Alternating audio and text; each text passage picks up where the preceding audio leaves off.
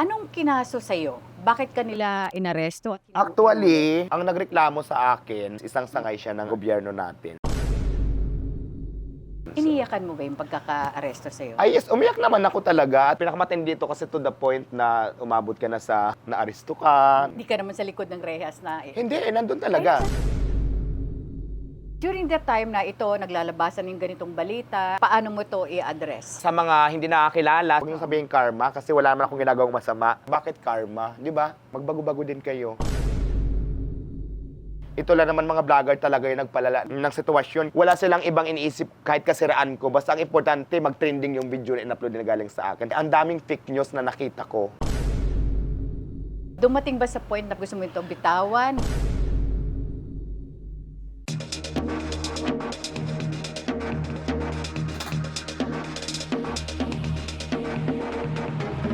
Magandang araw, Pilipinas, at sa ating mga kababayan sa ibang bansa. Welcome to TikTok with Aster Amoyo. Sa araw na ito, mga kaibigan, ay mapalad po tayo dahil matagal ko na rin itong gustong mag-guest. Actually, from the humble beginnings of Katarman Samar, nagsikap hanggang sa marating niya ang tagumpay. Mga kaibigan, ang nag-iisang si Diwata! Maupay and shout out, maupay ang kulob sa iyong tanan, lalong-lalo na ako mga kamag-anak dito sa San Roque, Katarman, Northern Samar, Barangay Kurukunog. Hello, shout out at maupay ang kulob sa iyong tanan. Gusto ko munang simulan ang payak na pinagsimulan ng isang Deo Balbuena. Originally, from Samar talaga ako. Katarman yung capital city namin, pero hindi pa talaga ako mismo doon sa bayan ng Katarman. Kasi diba sa probinsya may barangay, tapos may bayan, tapos mayroon pang sityo. Ako, yung lugar ko talaga, as in bundok. Kasi from lugar ko, papunta doon sa bayan, mga 1 hour pa, motor lang, habal-habal. Dati nga, nung hindi pa uso yung habal-habal, lakad lang kami ng 1 oras mahigit bago kami makapunta ng bayan. Oo, naranasan ko So rin ganun yun, yung lugar ko. Kaya ako talaga, lumaki ako talaga sa probinsya ng ganun. Kaya ako nakarating naman ng Maynila. Kasi mga kapatid ko dati, 4 kami magkakapatid, mga babae sila, tapos pupunta ng Manila. So, Ako 3 and a half lang kayo Oo, magkakapatid. pare-parehas babae na kasi ako naman, di ako tunay na Oo, lalaki. okay. Parang half-half ako. Okay. Kaya nga, ito rin ang dahilan kung bakit kami magkaaway ng tatay ko before. Okay. Galit siya sa akin lagi kasi nga, ayaw niya na maging bakla ako dahil nga, syempre, ikaw lang yung lalaki, ikaw yung magmamana ng apelyido natin, tapos bakla ka, kaya ayaw niya ng bakla. So, yun nga, yun yung totoong May kwento. rason naman ang Oo, tatay mo. Eh sabi ko, ano naman gagawin ko? Pinipilit ko maging lalaki, pero hindi talaga. Yung mga kapatid ko nandito sa Manila, namamasukan sila ng kasambahay. Pag umuwi sila sa amin, gumaganda, pumuputi. Parang nainggit ako. Sabi ko, ang itim-itim nito, tapos pagbalik ng probinsya namin, maputi na, tapos gumaganda. Sabi ko, parang gusto ko rin gumanda. Punta rin ako ng Manila. Ilang taon ka nun? I think mga 17 or 18, hindi ko na matandaan yung exact. Pero mga ganun lang. I'm sure nagbarko ka. Hindi, bus pa dati. Ay, O, before nadadaan ka natandaan. sa Roro. Ororo, tapos pagdating namin ng Alin, Matnong, Matnong. tatawid, then Yes, palibalik yun na na, naman Manila. Manila. Pagdating pala sa Manila, hindi rin pala ganun kadali ang buhay. Depende pa rin sa trabaho mo. Kasi ako, ang dami kong trabaho na din napasukan, di ba? Nandun na yung nagtinda na ako, naging tindera ako sa prutasan. Unang bagsak ko, Pasig kami. Nagtrabaho ko sa mga kainan, tigahugas ng plato, hanggang sa nag-construction ako. To the point na nagpalaboy-laboy na ako, tumira ko sa ilalim ng tulay. Ang daming ang Saan daming... tulay? Yung tulay dito sa may Pasay na, kung saan ako malapit nagtinda na nakilala yung parisan ko, yung nag-trending na. Walking distance lang. Gaano ka katagal doon sa ilalim ng tulay? Matagal, umabot din siguro ako ng 5 taon dyan sa tulay. Wow. Mag-isa ka lang? May mga kasama kami, pero yung mga kasama ko, mga palaboy-laboy lang din. So, nangangalakal kami, tapos binibinta namin, tapos pag nagutom kami, nangunguha kami ng mga pagkain. Yung mga tira-tira ang tawag sa amin pagpag. Nag-construction ako noon, dito nga din sa Quezon City. Tumagal din ako, I think, sa construction, mga kulang-kulang 4 na taon din yata ako nag-construction. So ito na nga yung nag-pandemic. Doon talaga ako nag-start magtinda ng mga sigarilyo, soft drinks. Tapos ay magandang kitaan ko noon kasi ang dami kong customer. Habang kumikita yung tindahan ko, nag-ipon ako hanggang sa makabili ako ng card. Nagparisan na ako. Tapos yung parisan ko na yan, hindi agad-agad ako nakilala agad. Kasi nag-start ako, magparisan mga 2019 I think. Tapos kailan lang naman nakilala yung parisan ko? 2024. Nakiklearing ako, umaalis ako doon sa tinitindahan kong lugar. Hanggang nga sa nagparisan ako dito sa Quezon City, sa may Tandang Sura, Pasong Tamo. Hindi ako sunwerte, balik na naman ako ng Pasay. Naka-4 na attempt ako. So yung pang-4, siguro parang binigay na ni God. Yun, nakilala ako, pinilahan yung tindahan ko. To the point na nakulong ako dahil nga sa business ko na walang compliant. So maraming hinaharap na problema pero mabait naman si God. Hindi pa rin ako nawala ng pag-asa. Basta laban lang ng laban. Basta ang alam ko lang, wala akong ginagawang masama sa sarili ko. Pero gusto ko lang i-clarify yung portion sinabi mo na kulong. Actually, na-detain ka lang overnight, di ba? Yes. Kasi gabi ka na hinuli Yes. or inaresto. Oo. Gabi magdamag, Oo. tapos maghapon. Kasi nung gabi hindi tayo nakapagpiyansa kasi nga walang Yes. opisina ang korte. So nagpiyansa tayo ng kinabukasan na din. Bago ako i-release, syempre kailangan mo na may court order na i-release na ako. Mga 24 hours siguro ako 24 nakulong. hours ka na-detain. Na-detain, Oo, na-detain na-detain. Hindi ka naman sa likod ng rehas na Hindi, nandun talaga. Ay, sa loob ka talaga ng Yes, rehas. katabi ko nga matulog yung mayor. Pero Oo. nag-enjoy naman ako sa kulungan kasi ang daming lalaki. Pero nga lang kasi, pinag-agawan ako sa loob ng kulungan. Piling ko tuloy ang ganda-ganda ko kasi, bakit ko nasabi pinag-agawan? Kasi ang daming tumatawag, Diwata, dito ka tumabi, dito ka. Eh, syempre, doon ako sa mayor tumabi kasi gwapo yung mayor doon sa kulungan. At saka, feeling ko hindi ako mabubugbog dito kasi nga mayor na yung katabi ko. So, masaya naman ako doon sa loob. Kaya lang, stress kasi nga, iniisip ko yung problema ko. Parang maraming lalaki, masaya ka, pero nga wala kang time para manlalaki pa sa loob kasi hindi nakapokus yung utak mo doon. Oo, Pero yung syempre. experience ko sa loob, okay naman. Oo. Feeling ko tuloy ang ganda-ganda ko. Kaya nung lumabas ako, nag-promise talaga ako na dadalawin ko kayo. Binilang ko sila ng bigas, mga tinapay, mga kape. So, mga gano'n. Natuwa naman sila doon. In other words, hindi ka nila ginalaw, hindi ka nila Hindi. sinaktan. Alagang-alaga pa nga ako. Anong kinaso sa'yo? Bakit ka nila inaresto at hinuli? Actually, hindi ko pwede munang sabihin yung exact details Yes, kasi yes. nga Oo. may problema May pa kas- ako. Ang nagreklamo sa akin, isang sangay siya ng gobyerno natin. Non-compliance regarding ito sa business ko na Diwata Paris. So, siguro son, pag naayos na lahat, sa ako na siguro sasabihin. Oo. Ngayon, ginagawan ko naman ng paraan para maayos tong problema ko. During that time na ito, naglalabasan yung ganitong balita, ito, di kasi sumusunod sa batas, ito si Diwata, lumaki ang ulo, ito si Diwata, masyado nang umangat sa lupa, paano mo to i-address? Unang-una doon sa sabi na hindi sumusunod sa batas. So nag-comply naman ako pagdating sa business permit. Kaya lang hindi talaga ako mabigyan ng kung saan ako nakapisto ng Pasay kasi nga pagkain ako, tent lang. Siyempre, pagka kumuha ka ng permit, mayroon yan tinatawag na sanitary permit, yung food safety na Yes, permit. yes. Hindi tayo makapasa doon kasi unang-una, nasa kalsada ka lang, tent lang, tapos yung tao labas-pasok. So, ganun lang. Tapos, pagdating naman sa sinasabi nila, lumaki yung ulo ko. Hindi naman lumaki yung ulo ko. Kasi kung kilala mo lang ako noon pa, mabait pa nga ako ngayon sa social media, sa totoo lang. Kung kilala mo lang ako nung parang wala nang pag-asa yung buhay ko.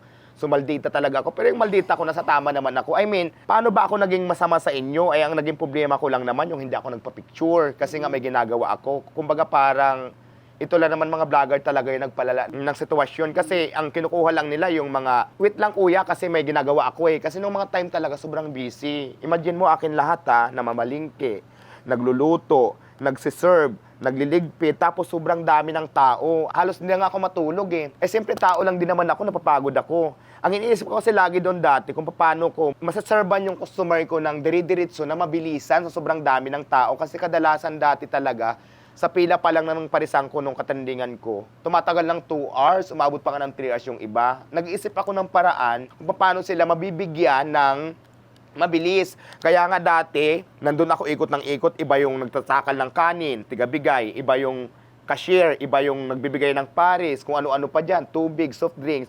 Kumbaga, pag nagbayad ka dito, dire-diretso na dyan, may mabibigay ng sabaw, parang gano'n na lang. Hindi kasi nila nanintindihan yun, na akala nila pag hindi ko sila talaga pinansin, hindi ko na sila pinapansin.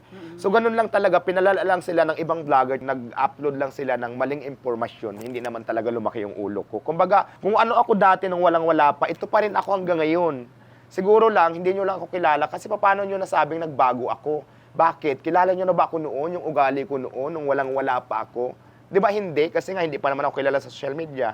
Ngayon, nagbase lang naman kayo sa mga nakita nyo na mali naman talaga yung iba. Kinuha lang nila yung kasiraan ko, yun lang in-upload. Inaamin ko naman na meron ako mga tao na hindi napagbigyan ng pagpapicture kasi nga may ginagawa ako. Pero pagtapos ng ginagawa ko, umalis silang nakangiti. Hindi lang nila naintindihan. At yun ang hindi nakita nila. Katulad nung nag-trending ako, sinabi ko na to, yung taga Iloilo pa daw.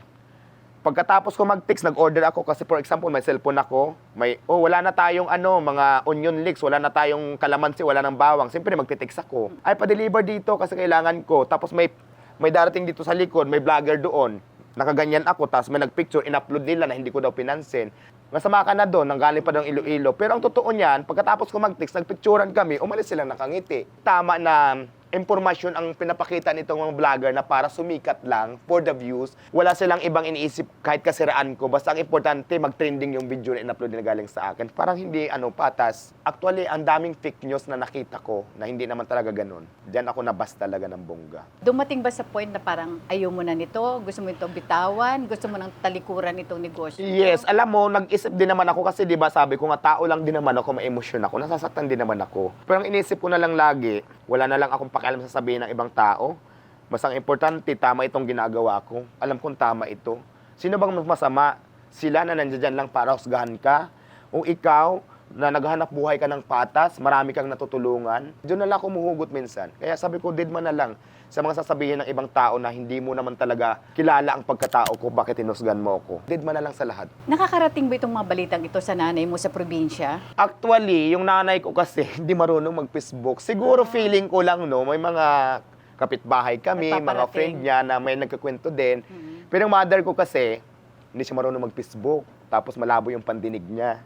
Kaya siguro nakikita ko nakarating din. Kaya lang syempre ako naman, ang mother ko, hindi ko na binibigyan ng stress kasi ang nanay ko senior citizen, 75 na yata si mother. Hindi ko pinapakita na marami akong problema. Kayang-kaya ko to, sanay naman ako dyan, alam ko naman kaya. So ngayon, sinusuportahan ko pa lang sa halimbawa, pinadalan ko ng pang-birthday, tapos pambigas, may bigas ka pa ba dyan? So ganun, support na lang ako sa kanya. Yung mga ate mo, ano ang naging reaction? Kasi syempre, parang binubombard ka ng bashing eh. Sila naman, very supportive sa akin. Ang gusto nga nila mangyari, umuwi na lang ako sa probinsya. Sabi ko, hindi, kaya ko naman to. So hindi rin naman sila naapektuhan. Siguro, naapektuhan din sila, pero sabi ko nga, okay, didma lang to, problema lang to. Pinakamatindi dito kasi to the point na umabot ka na sa naaresto ka, na hindi lang isang beses, di ba, 2 beses na. Pero sabi ko, mga pagsubok lang to, hindi ka naman bibigyan ni God ng pagsubok kung alam niyang hindi mo kayang lampasan. So, Iniyakan mo ba yung pagkaka-aresto sa'yo? ay, yes, umiyak naman ako talaga at inamin ko naman na, di ba sabi ko nga, tao lang din naman ako, may emosyon tayo. Yung pag-iyak naman, pagka naramdaman mo, iiyak mo talaga siya. Pero sabi ko, kahit anong maglupasay ako, paiyak ako ng dulo-dulo, wala mangyayari. So ang gagawin ko na lang ngayon, dasal, tapos ayusin yung mga problema, matatapos na yan. Pero hopefully, na matapos na siya. At inaayos ko naman na ngayon. Anong narating mo sa pag-aaral mo? Ayun lang, wala talaga akong masyadong pinag-aralan. Inamin ko naman yan. So ang ginagamit ko lang talaga, experience lang. Pero ang hirap din no, na ang daming odd jobs ang pinasukan mo. Tumira ka sa ilalim ng tulay. Oo, problema. kasi dati, Oo. di ba, nasa ilalim ko ng tulay, mahirap pero masaya. Mahirap kasi mahirap yung tubig, mahirap yung pagkain, walang kuryente. Wala kang Masaya kasi walang pakialam ang mga tao sa iyo. Gawin mo lahat ng gusto mo, magagawa mo. Hindi katulad ngayon, konting kilos mo lang may nakabantay, konting kilos mo lang mapupunas. Pero nakayanan ko nga yung label na yun na nasa ilalim ako ng tulay. Naisip ko na lang ngayon, nakapag-umpisa na ako. Sabi ko, problema talaga, dumarating na lang yan sa tao, pero kaya namang lampasan yan. Pero kanina sinabi mo nga na, lalo na yung mga kapatid mo, kinukumbinsi ka na umuwi ka na lang ng probinsya. Tapos kinonsider mo rin na huminto. O kasi iniisip Magtrabaho. ko, yung hanap buhay kasi sa amin na, alam nyo itong mga taga-Samar, magkupras, magtanim ng palay, mag-abaka, magtanim ng kamuti. So napagdaanan ko yan dati nung halos maghapon ako nakatuwad pag nagtanim ng palay mano-mano. Tapos magkano Sa lang... initan ng araw. Oo. Kainitan ng umulan, magtatanim ka. Magkano lang ang kinikita ko? I think 20 pesos lang o 30 pesos. Sabi ko, parang ang hirap ng chance para makaahon tayo pag ganito. Kaya nga nilaban ko yung kahirapan sa buhay dito sa Manila, nakipagsapalaran ako. Kasi umaasa pa rin ako na nandito yung pag-asa. Kasi katulad ng magkukupras ka, ang taas-taas ng nyug, akyatin mo yan, tapos tatanggalan mo pa ng balat. Ang tawag doon sa amin, luluunan mo pa, yung Yes, bibiakin yes, mo pa, tapos correct. pausukan mo. Ang matrabaho siya, tapos ibibinta mo halagang 100 pesos lang. Ang kilo. Paltos-paltos yung kamay mo. Yun ang naalala ko kung bakit mas gusto ko pa sa Manila mag-stay kahit na mga lakal ako. At hindi ako mahirapan mag-akyat-akyat kasi syempre nga dati, kaya ako ginagawa yon na hindi naman talaga trabaho ng isang baklang kagaya ko yung umakyat sa nyug para magkupras. Ginagawa ko yung para sa tatay ko kasi nga akala niya lalaki ako. So yun ang mga naisip ko. Kaya parang sabi ko, mas gusto ko pa sa Manila kahit na mahirap pero madali namang dumiskarte ng pera. In 2024, na sobra kang sikat na talagang pati mga kilalang personalidad gusto kang puntahan, gusto kang interviewin, na-overwhelmed ka ba? Yes, na-overwhelm naman ako. Hindi ako makapaniwala talaga na nangyayari yun sa akin. Kasi hindi ko naman consider na sikat ako. Yung pupuntahan ka ng mga celebrity, yung napapanood mo lang dati, tapos ibablog sa'yo, di ba? Tapos paabutan ka ng tulong. Nagulat ako, sabi ko, hala, hindi ako makapaniwala na mangyayari to sa buhay ko. Siguro sabi ko lang dahil sa kasipagan ko, at saka mabait naman ako, binigay siguro talaga to ni God sa akin. Siyempre, nagpapasalamat ako sa Panginoon, kasi kung hindi dahil sa Kanya, hindi mangyayari yon. Pero of course, hindi yun nagpabago sa'yo. Just because sumikat ka, nakilala ka. Nagbago rin talaga. Simula kasi nung label ng buhay ko na sa ilalim ng tulay, simula nung nakilala ako, tapos marami din tumulong sa akin, talagang malaki talaga yung pinagkaiba. May pinagbago talaga yung Nakaahon buhay ka na ko. kahit Kumbaga, papaano. kung nasa level 1 ako ngayon, nakakita ako ng level 2. So, ganyan. Baka more pa nga dahil nakabili ka Oh, na ng bahay. Level 3. Ganyan. Di ba? So, ganun lang naman. Hindi naman talaga yung umakyat. Pag level 10 na yan, mataas na yun. You're Oo, driving oo. your own car now. Oo, Yes, diba? at saka nagpapasalamat ako kasi sa totoo lang, ang isang bagay talaga na para sa'yo, base sa mga experience ko, para sa'yo talaga. Kasi hindi ko pinangarap dati na magkakaroon ako ng sasakyan, makakapag-drive ako ng ako yung driver.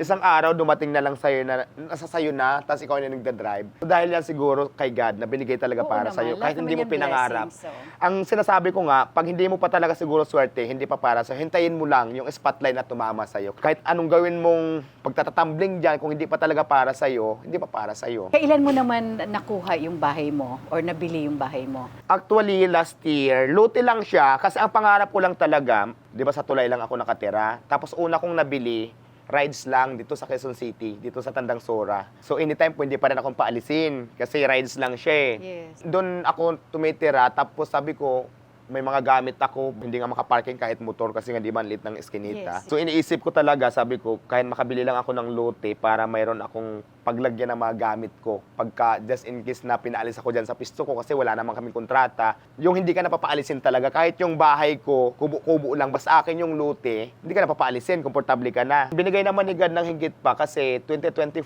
nakabili ako ng lote, tapos pinatayuan ko ng maliit na bahay. So bahay ko na siya ngayon. Sigurado na ako na hindi na ako mapapaalis kasi akin na talaga with pangalan ko na. So ikaw nang nagpatayo ng bahay? Ako na, Oo. lote lang siya na nabili ko, ako na mismo yung Gaano nag-improve. kalaki yung lote mo? Less than 600 square meters. Uy, malaki! Kasi Gulat may ako. mga aso ako Oo. na naglaro-laro doon sa ano. Yan Yes. kami, minsan Oo. nagtakbo-takbuhan kami doon sa Pinabakuran mo playground. na yun? Oo, may bakod siya. Okay. Yung masasabi mong sayo talaga. Sa maliit lang yung bahay ko, pero yung lupa akin na, masaya na ako doon. Sino kasama mo sa bahay? Dati mother ko, iba si mother ko, ayaw niya nga na ganong buhay niya, yung kain tulog. Kasi sumasakit na yung dito niya. Gusto niya, marami siyang kinukutinting. Alam mo Ganun naman ang yung matatanda matatanda natin sa probinsya. Oo. Yes, oo. Eh, siyempre ako naman, kung saan sa magiging masaya, susuportahan ko na lang. So may kasama ko yun sa bahay, friend ko lang, kasi kailangan din ng bantay pag wala ako.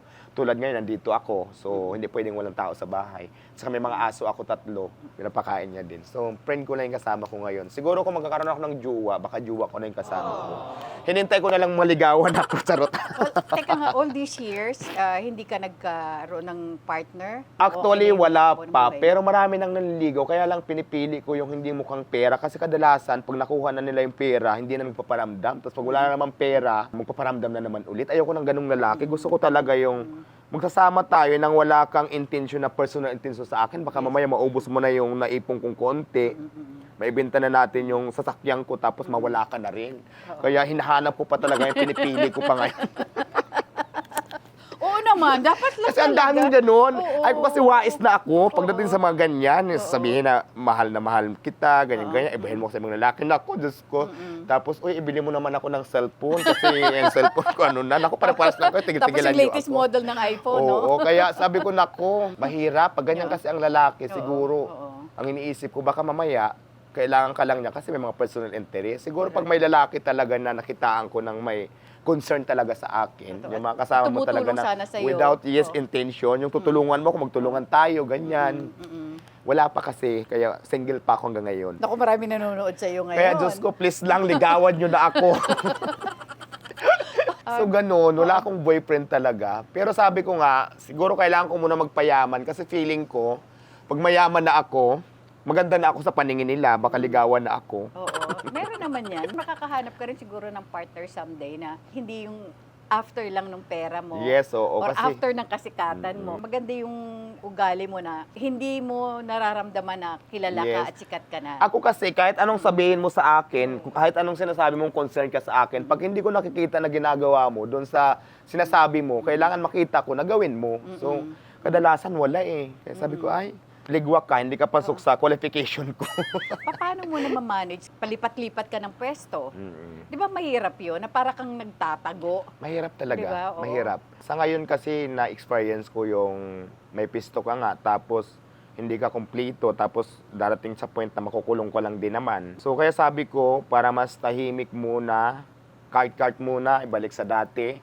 Then kung siguro mayroon ako makikitang pwesto na magiging maayos siya, na kaya ko din namang upahan, or kung mabibili ko siya, Bakit kung may hindi na pera lang ako. ganon? Yes, actually yung pinaplano ko ngayon, yung ikukumplay ko lahat. Yes. Hindi ko pa naman tinatapos yung paresan ko na hindi na ako magpaparesan kasi gusto ko, dyan kasi ako nag-umpisa, At doon ka dyan din ako nakilala. Oo. So, hindi na yan mawawala ng business sa akin. Naghahanap lang din talaga ako ng tamang location. Siyempre, hindi lang naman kasi basta may paresan ka lang, kung hindi naman ma-shoulder yung mga expenses lahat. Siyempre, hinahanap ko pa din yung tamang lugar, kung matao, at maganda yung pisto, at magiging maayos, at may kikitain ka. Di ba dati meron ka doon sa may Rojas Boulevard, malapit sa Baclaran? Tama ba Jokno yun? Boulevard Ayun, yun. matao yung lugar na yun, di ba? Yun nga yung ano, yung kung saan ako nagkaroon ng kaso ngayon. Hindi mo sasabing legit kasi di ba sinabi ko kanina na kinonfly ko naman, di ka nabigyan ng permit, tapos meron pang ibang naghabol na iba daw sila doon sa mga, basta yun, ang daming kwento. Ako siguro, my personal advice is maghanap ka na lang talaga ng pwesto na marerentahan mo, or kung kaya mong bilhin mo para wala nang magpapaalis sa'yo. Yun Diba? din naman ang Yun, gusto oo, ko. diba? Ang hirap kasi ng buhay ng vendors na patakbo-takbo ka Oo. kasi pag may clearing, matatangay yung payong mo, Oo. yung lamisa mo, ay paano kung inutang mo lang yung puhunan mo doon? Exactly. oo. Magkano ang payong? 2.5. Oo. Yung tent mo, 3.5, depende sa laki. Oo. Ay paano kung nangutang ka lang ng 20,000 sa isang nagpapautang, tapos natangay lahat? Paano ka makakabayad? Di ba paano ka magsisimula ulit sa tingin mo kaya? Ako yung nagpautang, nautangan mo ako 20,000, tapos naklearing lahat, pati paninda mo. Pautangin pa kita ulit para, di ba hindi, kasi hindi ka pabayad. So ang hirap din talaga. Kaya sana maayos ang lahat. Anong mga natutunan mo sa mga nangyayari sa buhay mo at mga pinagdaanan mo? Ang natutunan ko, laban lang ng laban, huwag kang sumuko. Kung ano pa man yung problema mo, kung ano yung pangarap mo, ituloy mo lang. Kung bumagsak ka man ngayon, huwag mong isipin na wala ka ng pag-asa, naging failure ka. Isipin mo yung pagbagsak mo, parang may kulang pa. Bangon ulit, lalo mo pang galingan. Kasi pag sumuko ako, hindi ko makakamit yung pangarap ko kasi sinukuan ko. So isa yan sa mga natutunan ko. At sa gumawa ka ng tama, lumabang ka ng patas, maging masipag ka, madiskarte, kahit saan ka dalhin, mabubuhay ka. Natutunan mo naman mag-save. Natutunan ko na yan. Lalo na dati, di ba, yung nag-umpisa pa lang ako, pagka kumita ako, ipon, kasi alam ko na ang mangyayari the next day or next week, baka may clearing na naman, matangay yung payong, matangay yung kaldero, maubos yung paninda, may pambili ako. Kaya Ilang pag may beses kumikita, ka napaalis? nako, ang daming business talaga. Kasi ano nga ang tawag sa amin ambulant vendor, Oh, yung yes, kung yes, saan-saan tama, lang. tama, oo. So, di ba yung mga ganun, may Oo. clearing talaga. Right, Kaya lang, siyempre, ito lang yung kaya natin. Hindi natin kaya mag-upa. Dito lang tayo nabubuhay. Alam naman natin, tama to. Tama pero mali. Tama kasi lumalaban ka naman ng patas. Mali kasi nasa hindi tamang lugar ka. Pero ang pakiusap ko lang no, sa mga nagki-clearing, yung mga vendors na kagaya ko na maliliit lang, na hindi kaya mangupahan, huwag nyo namang hulihin. Tulungan nyo kami ipwisto sa isang lugar kasi ito lang yung kaya naming hanap buhay para mabuhay yung mga pamilya namin, yung mga umaasa sa amin.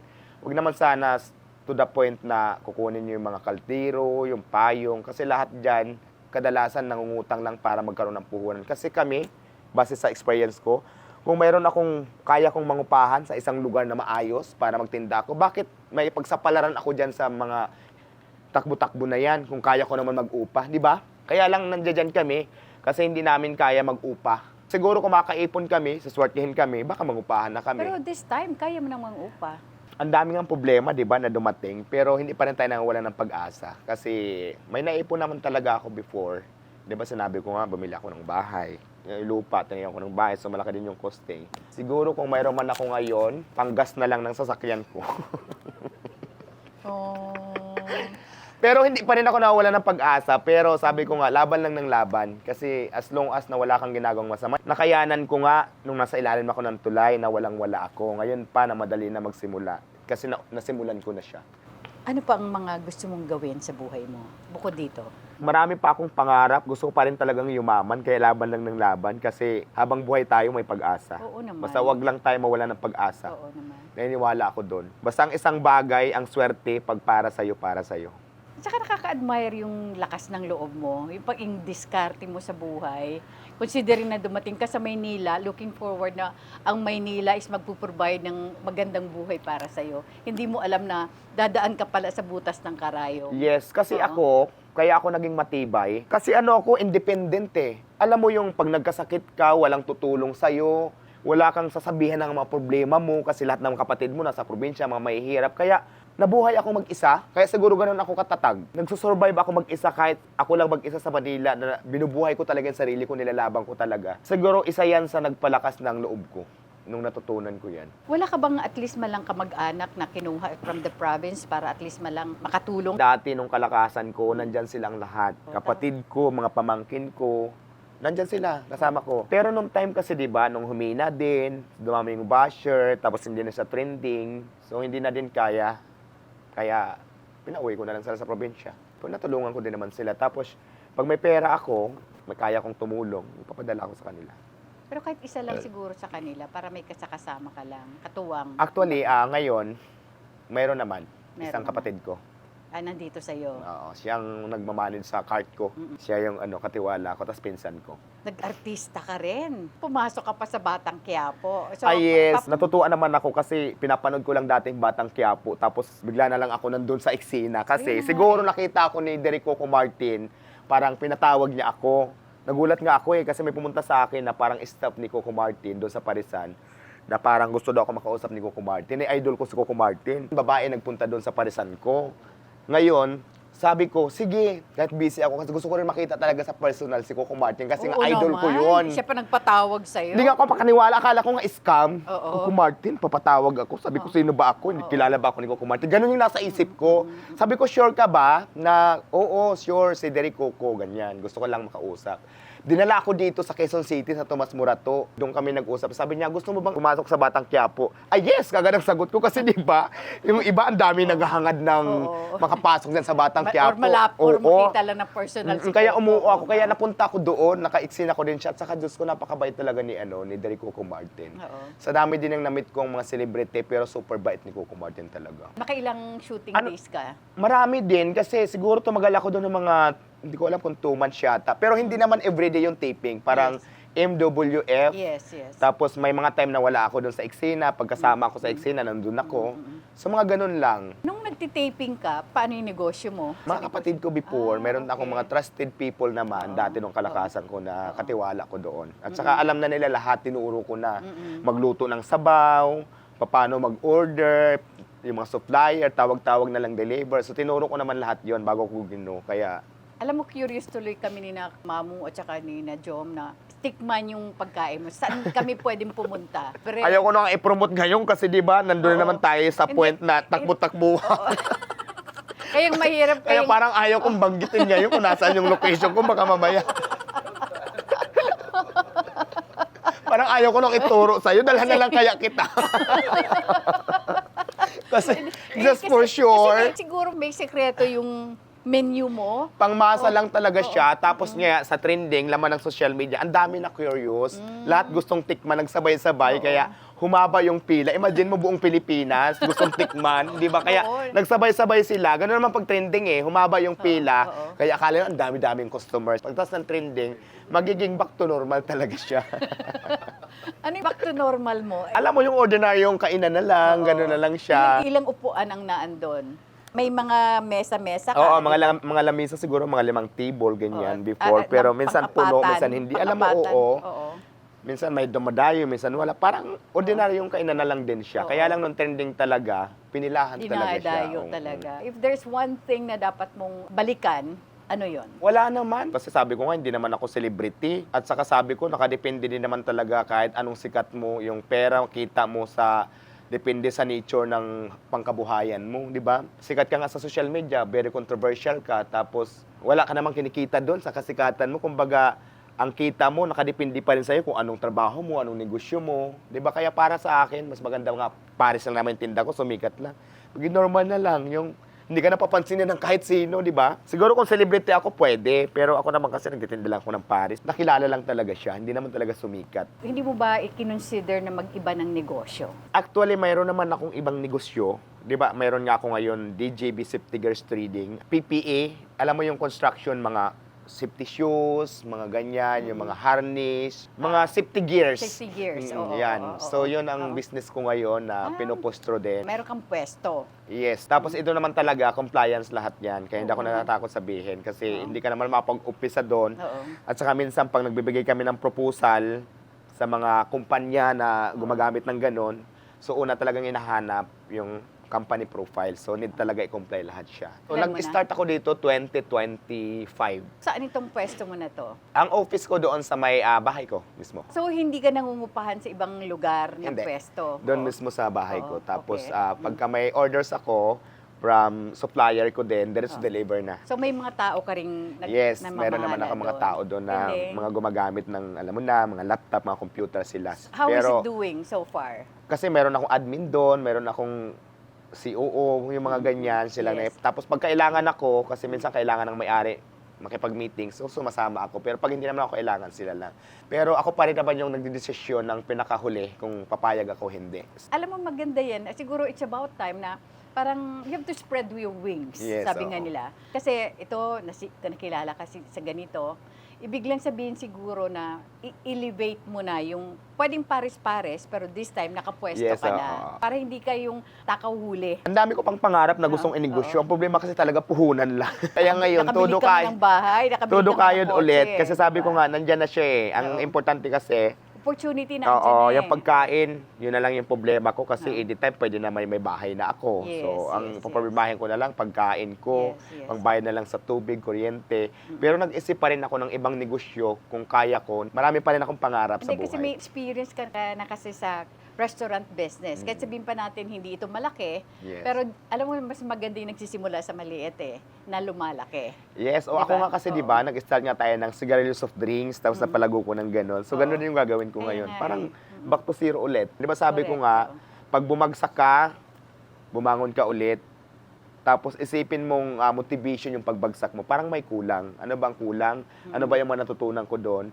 Isipin mo yon, so bumangon ka ulit para umangat ka ulit. Curious ako doon sa pangalan kung saan ka nakilala, yung Diwata. Sino ang nagbigay sa iyo ng screen Ayun, name na yun? alam mo sa totoo lang, marami kasing nagtatanong yung pangalan ko, bakit Diwata? Ako Oo. kasi dati, naging contestant ako ni Kuya Will Revillame sa episode niyang Well Time Big Time Before. Parang natuwa siya sa akin, nagustuhan niya ako, kinuha niya ako as jester comedian tawag sa amin, yung Yes. pagka-commercial. Yes, yes. Nagpapatawa Pinaalam yung kami. audience, oo. So doon yung pangalan kong Diwata na buo. Nawala na ako doon, yung Diwata hindi na nawala. Tapos nung nag-Paris ako, ginawa ko ng Diwata Paris. Kasi Oo. parang trademark ko na yung Yes, Diwata oh, eh. Parang yes, palayaw yes. ko siya. Actually, kahit pa paano, malapit naman sa Deo eh. Oh, Lahat at least sa di Deo. pa rin, oo. Oo, di pa rin. Naging palayaw ko na siya hanggang ngayon. Kahit sa Parisan ko, pinangalan ko na siya. Sino naman si Diwata na hindi alam ng publiko? Ang tunay kong pangalan ay Dio Balbuena. Yun nga, galing ako ng Northern Samar, nakipagsapalaran dito sa Manila, nagpalaboy-laboy, naging negosyante. Ngayon, nandito na ako sa iyo. Maganda nga ang success story Simpleng mo. tao lang ako, at saka mahirap lang talaga yung pamilya ko sa probinsya. Kaya nga lumuwas ako ng Manila, di ba? Kuninto ko kanina. Nagtatanim ng palay, kamuti, nagkukupra, sobrang hirap. Kaya kahit mahirap dito sa Manila yung pinagdaanan ko, mas pinili ko pa rin may pagsapalaran kaysa bumalik doon. Mas mahirap yung trabaho doon. Kasi feeling ko, mahirap talagang umasinso pag ganun lang yung level ng buhay nyo. Kasi ang dami kong kakilala ng kamag-anak, tumanda na lang, ganun pa rin sila. Kaya sabi ko, siguro, ang future talaga nasa Manila. Kung wala ka lang din naman puhunan doon para pang negosyo sa probinsya, sabi ko, dito na lang ako sa Manila, may pagsapalaran. So yun nga, binigay naman ni God sa akin yung mga pangarap ko. Kung i-rewind ang buhay mo, anong parte doon ang gusto mong balikan? Siguro yung pagkabata. Bakit? Kasi nung pagkabata, wala kang problema na iniisip. Laro ka lang ng laro. Totoo. At hindi ko na-enjoy din yung pagkabata ko na yung mag-enjoy ka ng katulad ng mga kabataan ngayon. Siguro yun na lang gusto kong balikan at saka mag-aral. Matapos yung pag-aaral. Kasi naniniwala ako, hindi lang diskarte, kailangan talaga dapat may pinag-aralan ka din dito sa Manila. Kasi pag pinagsama mo yung diskarte, tapos may pinag-aralan ka, madali kang yumaman. Madali kang umasinso. Siguro ganun. Ano pa yung gusto mong gawin in the future? Marami pa akong pangarap kung may pera lang ako pang business, pero hanggat maaari, kung wala pa, magsisipag at mag-ipon. Kasi mayroon pa din talaga akong pangarap katulad ng apartment. Pangarap ko yan magkaroon. Kasi di ba sabi ko sa'yo, malaki yung lote ko, maliit lang yung bahay ko. So kung magkakapera ulit ako, papagawa ko ng apartment. Para Kasi parentahan. naniniwala ako pag may apartment ka, pang lifetime business na yan eh. Kahit na maganda-gandahan ka na lang doon, mayroong Income. pera na papasok Oo, may na wala ka income. nang problemahin, hintayin mo na lang yung buwan.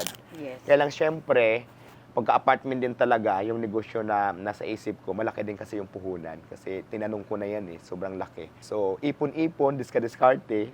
Di ba sabi ko nga, kung hindi pa para sa akin ngayon, malay mo, di ba sunod na taon, makamit ko din yung pangarap ko Ibibigay na yan. din yun sa iyo ni God. Ibigay ni God, basta tiwala lang. Laban lang ng laban. Yes, yes. Anong mensahe mo sa nanay mo? Just in case nanonood siya ngayon.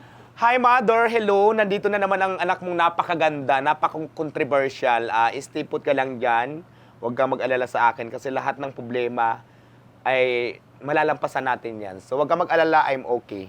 Ingat and mabuhay ka dyan. Sa mga hindi nakakakilala kung sino si Diwata, Sa mga hindi nakakilala, sa mga nagagalit, uy, magbago na kayo, wala naman akong ginawang masama sa inyo. Bakit ba galit na galit kayo sa akin, lalong-lalo na to sa mga basher ko? Ang naging mali ko lang naman yung mayroon akong hindi napagbigyan na magpa-picture. Tapos yun ang kinagalit nyo. Imaginin nyo nga, kung nakapagpa-picture sila sa akin, anong ginawa nila sa picture ngayon? Pinost nila, ano ang caption? Pangit naman ng bakla na to, tikbalang, mukhang engkanto. Diba? Useless. Ano mo yung picture ko, ipalaminit nyo. Pero hindi naman hindi nagpa-picture, lilinawin ko lang. Nagkataon lang talaga na mas priority ko before yung negosyo ko. Kasi nga, ang gusto ko mangyari, lahat ng tao na pumunta doon ay asikaso ng maayos. Pero yun ang hindi kasi naintindihan. Yun lang naman yung kasalanan ko eh. Bakit kayo galit na galit? Di ba? Sinasabi nyo, nakarma ako ngayon kasi na-down ako. Kasi nakulong ako, tas nakarma na daw ako. Hindi naman siguro ako nakulong dahil hindi ko pagpapapicture doon sa pagkakulong ko. Iba naman yung kaso ko. So, huwag nyo sabihin karma kasi wala naman akong ginagawang masama. Lumalaban tayo ng patas, nakatulong tayo, hindi tayo namimerwisyo. Bakit karma? Di ba? Magbago-bago din kayo. at saka sa mga supporters mo. Ay maraming salamat sa mga taong ang dami-dami pa rin sa kabila ng ang daming bashers. Marami din namang supporters. Maraming salamat sa inyo. Ang mabuhay tayong lahat. Sabi mo noon, halos pagkaguluhan ka, pero this time parang hindi ka na halos pinapansin. Alam mo kung bakit? Ang daming vlogger before. Kasi pag ako yung content nila, ang dami talagang views. Trending lahat. Ultimo nga hindi vlogger, naging vlogger na nung ako yung kinontent. Totoo yan. Ngayon, siyempre, ang social media talaga, sino yung trending? Nandoon sila. So ngayon, hindi na ako trending, wala na rin sila. Hindi ko naman sila kilala. So meaning, wala na silang mapapala, kaya wala na din sila. Nakapokus pa rin ako kung paano ako mabubuhay. Doon sa hanap buhay ko, paano ako magkakapera. So mayroon man o wala, may pumapansin man sa akin o wala, tuloy-tuloy ang buhay ni Diwata. Tama. Mensahe mo sa lahat. Maraming salamat sa inyong lahat. Basher, thank you pa din. Na-appreciate ko pa din na nakabantay kayo sa akin. Tumataas yung engagement ko sa social media. Nag-away-away kayo ng aking mga supporters. Pero sana naman wag naman yung below the belt na pangbabash. Yung pati yung pagkatao ko, sagara na.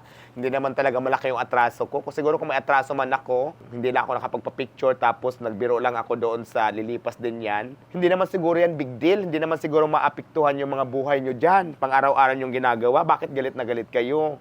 Huwag naman kayong inggitera. Yun lang, bago na tayo. Hello, maraming salamat pa rin sa inyo. Yun lang.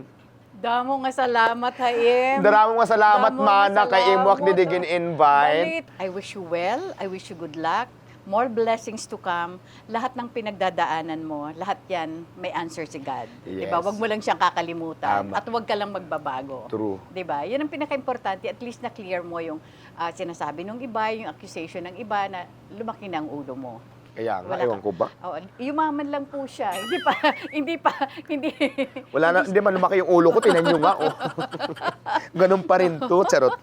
Maraming salamat sa iyo. Thank you, tita. Oo, Thank you so much salamat din sa opportunity. Damo nga salamat. Kasi Haim. isa ako sa mga nabigyan mo din ng pagkakataon para ma-interview mo. Oo Kasi alam naman. ko yung interview Of course, mo. I've been wanting to have you. Mga sikat lang na celebrity, Oo, o di ba? I've been Nakasama wanting na to ako have doon. you. Kaso lang alam ko hindi mo ako ma-entertain during the time na pinagkakaguluhan ka ng iba. Kasi nga, maganda rin yun. Kasi nga, kung pumunta ka doon, before, nung katandingan ko, tapos hindi ka na-entertain, baka sinabi mo rin, hindi din ba? Ay, sabi, oy. Kaya, oo. mas maganda na rin yung Baka baka isa rin mamaya. ako sa- Oo, ay, baka... hindi naman ako nang babash. malay hindi natin, di ba? naman, Kasi sabihin mo, oo. ay, naku, si Diwata sa plada pala talaga, Doc Finance. Mas Tapos maganda na talaga ngayon. Tapos kasi nalaman ko pa, kapwa kita waray. yung moment natin small ngayon, world. talagang atin Yes, talagang, kahit oo. abutin pa tayo dito ng Oo. madaling araw, wala Oo, talagang diba? Oo. Magkakaroon tayo ng part 2. Sige, sige, Promise sige. yan. Oo. Maraming salamat sa aking personal sponsors, Pandan Asian Cafe. Thank you so much, Alvin, Dennis, and of course, Roland, Ever Belena. Hello Glow, Beauty Derm, Eris Beauty Care, Aficionado by Joel Cruz, R&A Events Specialist by Richie Ang, Asia Slashes. Nesa Sila Salon for my hair and makeup, Nutritech. Maraming salamat, Jos de la Luna, Most View from Japan, Memoy.ph, Silpul Joyce Furnitures. Maraming salamat, Charles Solano of Solano Hotel, Colorete Clothing by Bebot Santos, Dr. M. Sevilla of Vine Aesthetics, Shinagawa LASIK and Aesthetic Center, Shinagawa Diagnostic and Preventive Care, Dr. Essentials Aromatherapy. Thank you so much to Sunny Dumalaon of PESMS Events Management, Studio Manila. Mga kaibigan, lalo na sa aming mga kababayan, hindi lang po lahat ng mga waray, lahat po ng sumusuporta at nanonood at tumatangkilik sa TikTok with Aster Amoyo. Maraming salamat po. Huwag niyo pong kakaligtaan mag-subscribe, like, share, and hit the bell icon of TikTok with Aster Amoyo every Friday, 12 noon. Hanggang sa muli mga kaibigan, dito lamang po sa TikTok with Aster Amoyo. Bye for now, and God bless us all.